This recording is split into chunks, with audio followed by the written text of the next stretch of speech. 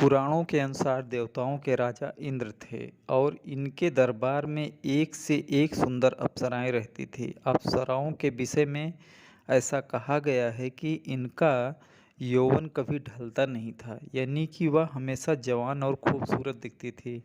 अपने इस रूप और यौवन से यह लोग स्वर्ग की सुंदरता को बढ़ाती थी, साथ ही अपने नृत्य और अदाओं से देवताओं का मनोरंजन भी करती थी।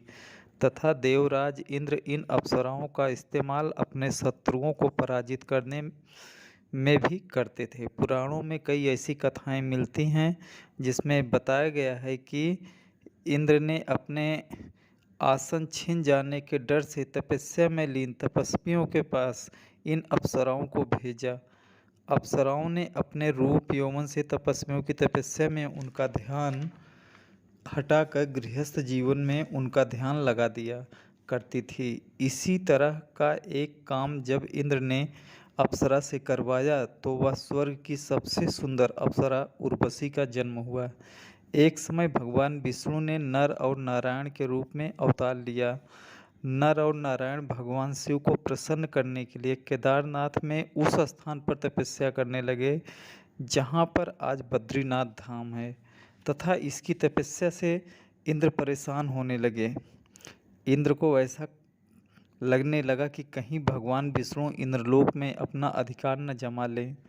तपस्या के द्वारा इंद्र ने अप्सराओं को नर और नारायण के पास भेजा और उनकी तपस्या भंग करने के लिए कहा, लेकिन नर और नारायण इन अप्सराओं की तरफ थोड़ा भी आकर्षित नहीं हुए, बल्कि नारायण ने इंद्र की अप्सराओं से भी खूबसूरत अप्सरा को अपनी जंघा से उत्पन्न कर दिया और उस अप्सरा का नाम उर्वशी रखा।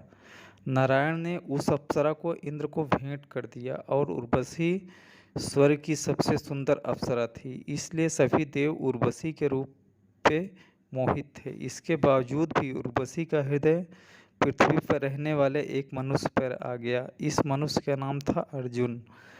बात उस समय की है जब अर्जुन महाभारत युद्ध में विजय प्राप्त करने के लिए इंद्रलोक में दिव्यास्त्र लेने गए थे। इंद्रलोक में भ्रमण करते हुए एक बार अर्जुन और उर्वशी की नज़रें आपस में मिली और उर्वशी अर्जुन को दिल दे बैठी, लेकिन अर्जुन ने उर्वशी से विवाह करने से इनकार कर दिया। इससे उर्वशी नाराज हो गई और अर्जुन को नपुंसक होने का श्राप दे दिया। एक बार जब इंद्र की सभा में उर्वशी नृत्य कर रही थी, उस सभा में पृथ्वी के एक राजा पुरूरवा भी गए हुए थे। नृत्य करते हुए जब उर्वशी की दृष्टि पुरूरवा पे गई तो वह उन पे मोहित हो गई। इससे उर्वशी का ताल बिगड़ गया। उर्वशी की इस बात से इंद्र जी गुस्सा हो गए और उर्वशी को पृथ्वी लोक में जाने का श्राप दे दिया। और इंद्र ने उर्वशी से कहा कि जब तुम पुरूरवा को नग्न देख लोगी तो मेरा श्राप समाप्त हो जाएगा और तुम वापस स्वर्गलोक में आ जाओगी।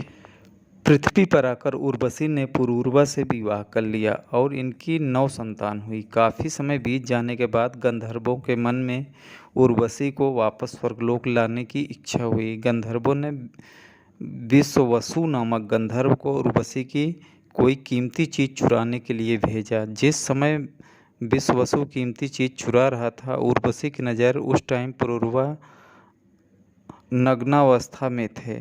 आहट सुनकर पुरूरवा उसी अवस्था में विश्ववसु को पकड़ने के लिए दौड़े। अवसर का लाभ उठाकर गंधर्वों ने उसी समय जोरदार प्रकाश कर दिया, जिससे उर्वशी ने पुरूरवा को नग्न अवस्था में देख लिया। इसके बाद उर्वशी स्वर्गलोक चली गई और अर्जुन पुरूरवा के वंशज थे, इसलिए उन्होंने उर्वशी को माता के रूप में स्थान दिया था।